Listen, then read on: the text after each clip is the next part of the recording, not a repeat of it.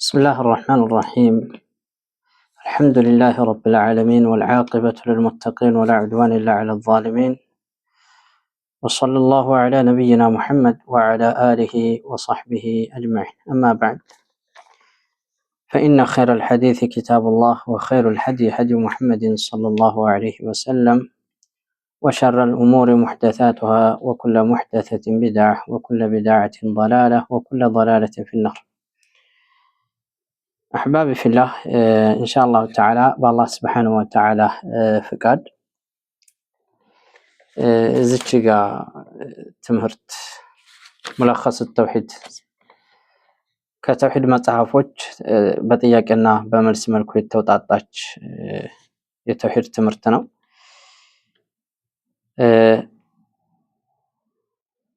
21ኛው ጥያቄ እና መልስ ደርሰናል ማለት ነው። የዳሰስ ምን ይላችኋል መሰላችሁ? 21ኛው ጥያቄ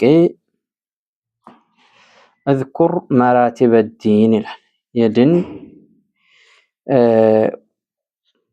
ዋና ዋናዎችን مراتب الدين ጥቀስ ይላል። የድን ዋና የሆኑትን مراتب الدين እነርሱን ጥቀስ ይላል። ምን ይመስላችኋል? እስኪ እናንተ ኮሜንት ላይ ጻፉ። الجواب መልሱ مراتب الدين ثلاثة ሶስት ናቸው። የድን መርተባዎች ሶስት ናቸው። እርሱም ምን በመባል ይታወቃል? የመጀመሪያው አልኢስላም ኢስላም ነው። ሁለተኛው ወልኢማን ኢማን ነው። ሶስተኛው አልኢህሳን ኢህሳን ነው። እነዚህ مراتب الدين ይባላሉ። ዋና የሆኑ የድን ምሰሶ የሆኑ ናቸው ማለት ነው። ኢስላም ብሎ ማለት ምን ማለት ነው? ቃል ፍቹ ኢስላም ብሎ ማለት ምን ማለት ነው? አንድ ሰው ሙስሊም ነህ ወይ ኢስላም ብሎ ማለት ምን ማለት ነው ብሎ ቢል ወይም ቢልሽ ኢስላም ብሎ ማለት ሲብራራ الإسلام هو الاستسلام لله بالتوحيد والانقياد له بالطاعة والبراءة من الشرك وأهله. إسلام بلو مالت الله سبحانه وتعالى بتوحيد እጅ መስጠት ነው። والانقياد له بالطاعة ለእርሱ ደግሞ እርሱን በመታዘዝ መገተት ነው። والبراءة من الشرك وأهله ከሽርክና ከሽርክ ሰዎች መጽዳት ነው። ከሽርኩም መጽዳት አለበት። ከሽርክም ሰዎች ከሚያጋሩትም ሰዎች መጽዳት አለበት ማለት ነው። ይህ ማለት ወላ እና በራ የተመሰረተበት ነው ድናችን ማለት ነው። طيب 23ኛው ጥያቄ عرف الإيمان لغة واصطلاحا ኢማን ብሎ ማለት ምን ማለት ነው? ኢማን የሚለውን ሁላችንም እናውቀው እንችላለን። ነገር ግን ኢማን ብሎ ማለት እንደ ቋንቋ ፍቹ ምንድነው? እንደ ሸርዕ ወይም ደግሞ እንደ ኢስላህ ደረጃ ኢማን ብሎ ማለት ምን ማለት ነው? الإيمان لغة እንደ ቋንቋ ደረጃ ኢማን ብሎ ማለት هو التصديق እርሱም እውነት ማለት ነው። ይሄ እንደ ቋንቋ ነው። ኢማን የሚለው ቃል እንደ ቋንቋ እንደ አረበኛ ቋንቋ ግስ ሲፈታ ማለት ነው ተስዲቅ ነው፣ እውነት ማለት ነው። واصطلاحا أو شرعا ወይም እንደ ሸርዕ እንደ ኢስጢላህ ደረጃ ሁኔታ ማለት ነው። ኢማን ብሎ ማለት ቀውሉን باللسان በምላስ መናገር ነው። ቀውሉን باللسان በምላስ መናገር ነው። وتصديق بالجنان በአካል يعني በቀልብ መቋጠር ነው። አይል ቀልብ وعمل بالأركان በአካል መፈጸም ነው፣ መስራት ነው። يزيد بالطاعة وينقص بالعصيان አላህን በመገዛት ኢማናችን ይጨምራል፣ እርሱን ደግሞ በማመጽ ኢማናችን ይጎላል ማለት ነው። አላህን Subhanahu Wa Ta'ala አብዝተን ስናመልከውና ስንገዛው ኢማናችን እየጨመረ ይሄዳል። እርሱም በወነጀል ቁጥር ደግሞ ኢማናችን እየቀነሰ ይሄዳል ማለት ነው። ما هو الإحسان مع الدليل ከማስረጃ ጋር ኢሕሳን ብሎ ማለት ምን ማለት ነው? ኢሕሳን ብሎ ማለት ምን ማለት ነው?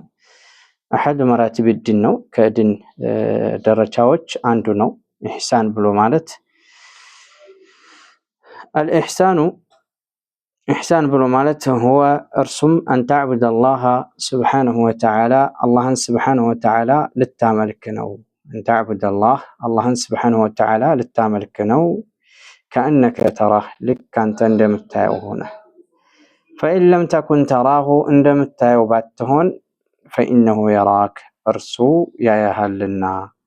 አላህን سبحانه وتعالى እንደምታየው አድርገሽ ባታመልኪ ወይም አላህን ስብሐነሁ ወተዓላ እንደምታየው ፊት ለፊትህ እንደምታየው አድርገህ ባታመልከው እርሱ ያያሃል። አላህ ስብሐነሁ ወተዓላ ላ የኽፋ ዐለይሂ ሸይ ምንም ነገር የሚደበቅበት ነገር የለም። በልብ ውስጥ ያለ ይፋዊም ሆነ ድብቅም ሆነ ስውርም ሆነ ኢላ አኺሪ ማለት ነው።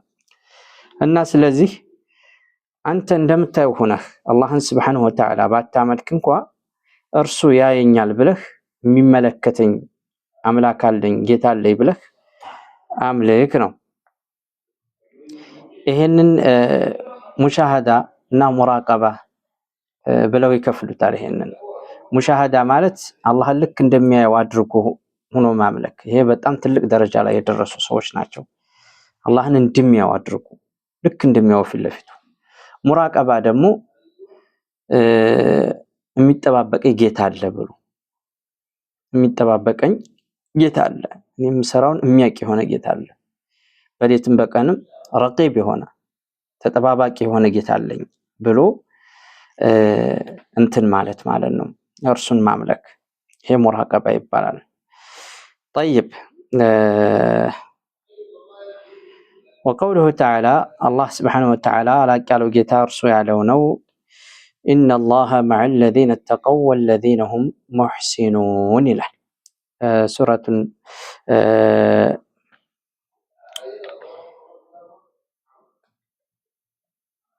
ነህል ላይ አላህ ስብሐነሁ ወተዓላ 128 አንቀጽ ላይ አላህ ስብሐነሁ ወተዓላ ኢነላሃ መዐ ለዚነ ተቀው እርሱን ከሚፈሩትና ከሚጠነቀቁት ሰዎች ጋር ነው። ወለዚነ ሁም ሙሕሲኑን እነዛም በጎዋይ ከሆኑት ሰዎች ጋር ነው ይላል። እና ይህ ደሊል የመጣው ምንድን ነው? ስለ ኢሕሳን አላህን ስብሐነሁ ወተዓላ ያየኛል ይጠባበቀኛል ብሎ እርሱን ስለማምለክ የመጣ ነው ማስረጃው ማለት ነው። መጀመሪያ ላይ የተመለከትነው ሐዲስ ነው። ሁለተኛው ደግሞ ቁርአን ነው። ወከዛሊክ الذي يراك حين تقوم وتقلبك في الساجدين إلى الله سبحانه وتعالى الله سبحانه وتعالى ብሎ ማለት የሚያይህ የሆነ ጌታ ነው። ከእንቅልፍህ በምትቆም ጊዜ ብለውታል ነብዩና አለይሂ ሰላም ነው። ኺጣቡ ክልል ጀሚዕ ነው። الذي يراك حين تقوم በምትቆም ጊዜ የሚያይህ የሆነ ጌታ ነው። ወተቀሉበከ ፊ ወይም ደግሞ ወደ ሶላት በምትቆም ጊዜ ያይሃል ማለት ነው ብለው በዚህ በሁለቱ ማዕናውን እንትን ብለውታል። ለምን ወተቀሉበከ ፊ ሳጂዲን ከሰጋጆች ጋር ስትገለባበጥ የሚያይህና የሚመለከትህ የሆነ ጌታ ነው ይላል። ናም ሌላኛው አጠር ለማድረግ ያክል ነው 25ኛው ጥያቄ اذكر اقسام الدعاء مع التعريف لكل قسم ዱዓ ብሎ ማለት ዱዓ እናውቃለን ሁላችንም አይደል? ዱዓ ብሎ ማለት ምን ማለት ነው? የዱዓን ክፍሎችን አስተዋውቅ ይላል።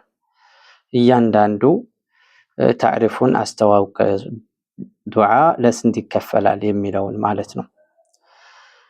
ينقسم الدعاء إلى قسمين ዱዓ የሚለው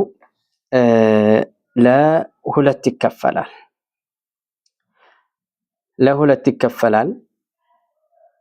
አንደኛው አልአወል መጀመሪያው ዱዓው ለዒባዳ የአምልኮት የሆነ ዒባዳ ነው። የአምልኮት የሆነ ዱዓ ነው። አምልኮታዊ የሆነ ዱዓ ነው።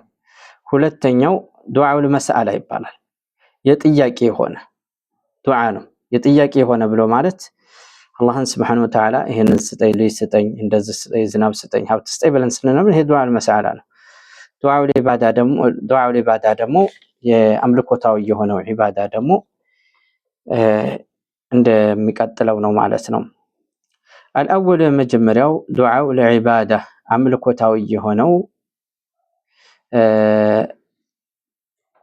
ዱዓ ነው። አምልኮታዊ የሆነው ዱዓ ነው። እርሱም وهو التقرب إلى الله بالأعمال الصالحة ይህ አምልኮታዊ የሆነው ዱዓ ወደ አላህ ስብሐነሁ ወተዓላ መቃረብ ነው። መልካም በሆነ ስራ ወደ አላህ ስብሐነሁ ወተዓላ መቃረብ ነው። አንድ ሰው መልካም የሆኑ ስራዎችን ሲሰራ፣ ሲሰግድ፣ ሲጾም፣ የተለያዩ ሰደቃ ሲሰጥ ይሄ ዱዓው ለዒባዳ ይባላል። አምልኮታዊ የሆነ ዱዓ ይባላል። ከሶላቲ ወሶም ወልሐጅ ሶላትን ይመስል፣ ጾምን ይመስል፣ ሐጅን ይመስል ወገይሪ ዛሊከ ሚነል ዒባዳት አለቲ ሸረዐሃ አላሁ ሊዒባዲህ ከነዚህም ውጭ ያሉ የአምልኮታዊ ስርዓቶች አላህ ስብሐነሁ ወተዓላ ለባሮቹ የደነገጋት የሆነች ማለት ነው።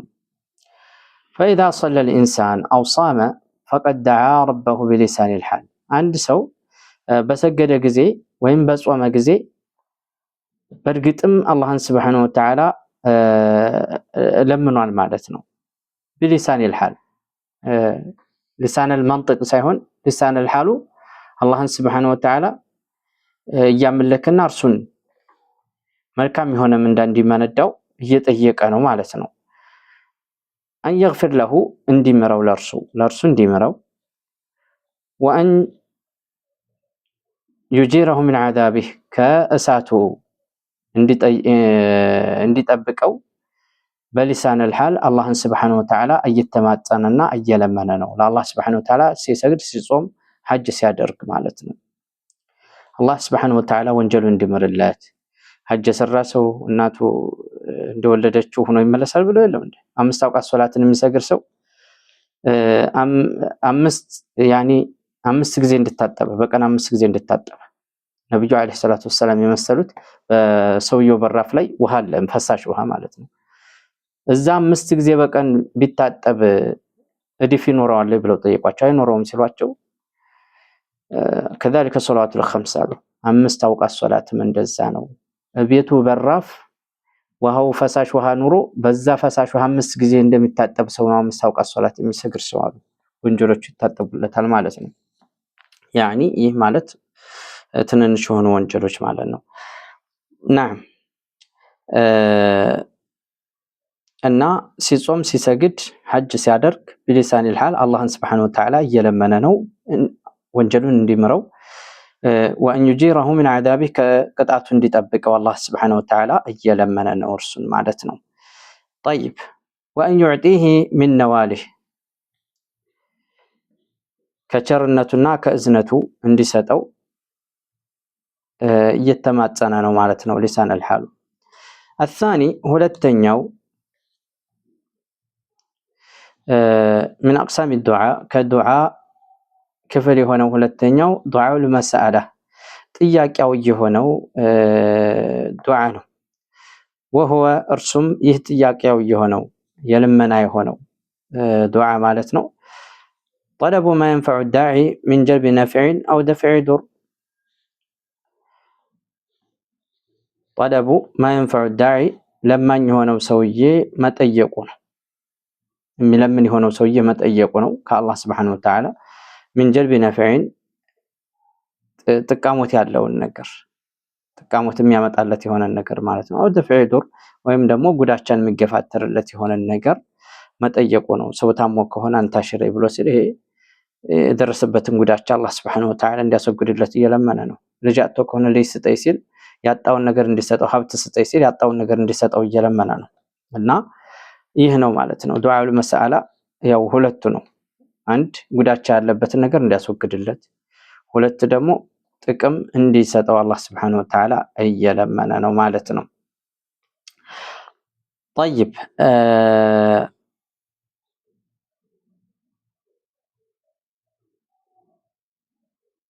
ይሄን ይመስላል። አንድ ሰው ያጣውን ነገር ሲለምን ዝናብ ሊሆን ይችላል፣ ልጅ ሊሆን ይችላል፣ ሀብት ሊሆን ይችላል፣ የተለያዩ መልካም ነገራቶች ይሄ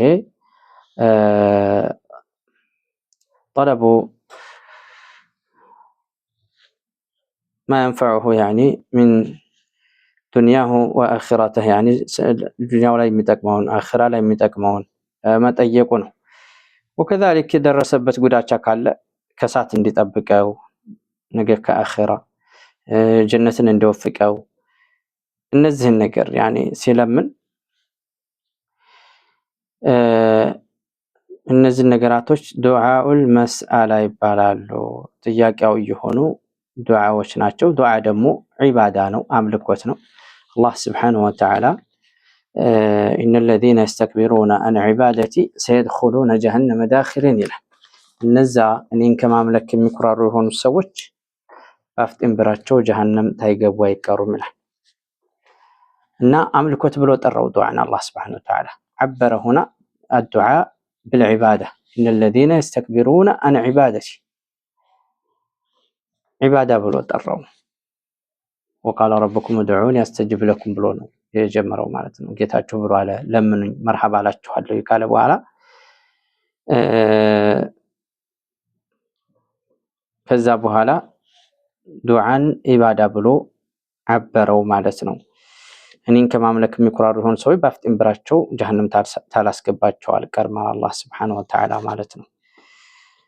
وكذلك وإذا سألك عبادي عني فإني قريب أجيب دعوة الداعي إذا دعان ባሮቼ በጠየቁህ ጊዜ ስለኔ እኔ ቅርብ ነኝ በላቸው። የተጣሪን ጥሪ መርሐባ አላለሁ የለማን ማንኛውም ሰው ከለመነኝ መርሐባ አላለሁ ብለህ በላቸው ይላል። እና ስለዚህ وكذلك ነብዩ አለይሂ ሰላቱ ወሰላም الدعاء هو العبادة ብለዋል። ዱዓ ዒባዳ ነው ብለዋል። ስለዚህ ለአላህ Subhanahu Wa Ta'ala ብቻ ነው ሊሆን የሚገባው፣ ሊለመን የሚገባው አላህ ነው። ልጅ ከሌለህ መለመን ያለብህ አላህ ነው። ልጅ ከሌለሽ አላህን ነው። ዝናብ ከቀረ አላህን ነው። በሁሉም ሀዋኢጅ ዱንያ ወልአኺራ መለመን ያለብን አላህን Subhanahu Wa Ta'ala ብቻና ብቻ ነው። ምክንያቱም ሊጠቅም ሊጎዳ የሚችለው እርሱ ብቻ ነውና ነብዩ አለይሂ ሰላቱ ወሰላም በአንድ ሐዲስ እንትን ብለውታል። ሰው ሁሉ እንሱም ጅኑም ከመጀመሪያ ጀምሮ እስከ መጨረሻ ድረስ ያለው ተሰብስቦ አንተን እንጥቀምህ ብለው ቢሉ ሊጠቅሙህ አይችሉም አላህ ካልጻፈው ብለዋል። አላህ ከጣፈው እንጂ وكذلك ሰው ሁሉ እንሱም ጅኑም ከአደም ጀምሮ ለያውም القيامة ያለ ሰው እንሱም ጅኑም ተሰብስቦ አንተን ሊጎዳ እንጉዳው ብለው ቢሉ አላህ ካልጻፈው አንተም መጉዳት አይችሉም ማለት ነው። እና ኢዘን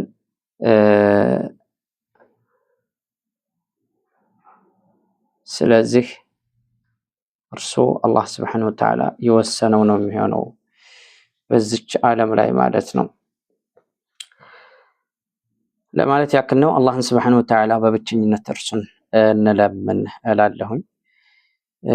አብዛኛውን ጊዜ ሀገራችን ሰው በተለይ በገጠር የጠመመበት ሁኔታ ነው። ላይ ሲሸግረው ጦሪህ ይሄዳል፣ ሲወለድ እንደዚሁ በጉን ይዞ ጦር ይሄዳል። የተለያዩ እንትኖች ሽርኮች አሉ በዚህ ዙሪያ ላይ ማለት ነው የምታውቁት። እና አላህ ሙስተዓን مرحبا. هذا والله أعلى وأعلم، صلى الله على نبينا محمد وعلى آله وصحبه أجمعين.